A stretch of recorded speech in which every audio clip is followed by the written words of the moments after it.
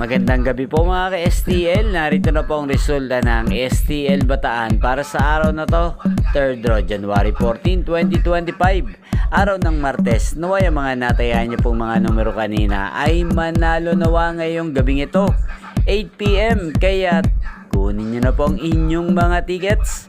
Narito na po ang resulta. Ang mga numerong nanalo sa STL Bataan ngayong gabing ito, January 14, 2025, 8 PM. Third draw result, 29 at 40 in exact order. Sa lahat po ng tumaya kanina sa STL Bataan para sa third draw ng 29 at 40, congrats po sa inyo. Panalo po kayo again, 29 at 40. At ngayong gabing ito sa STL Bataan, atin pong i-shoutout ang lagi ding nanonood sa channel na to, si Ate Mia ng Bataan. Shoutout po sa iyo, Ate Mia. Naway nasa mabuti ka pong kalagayan. Sana mga tinayamong numero kanina ay manalo na sana ngayong gabing ito.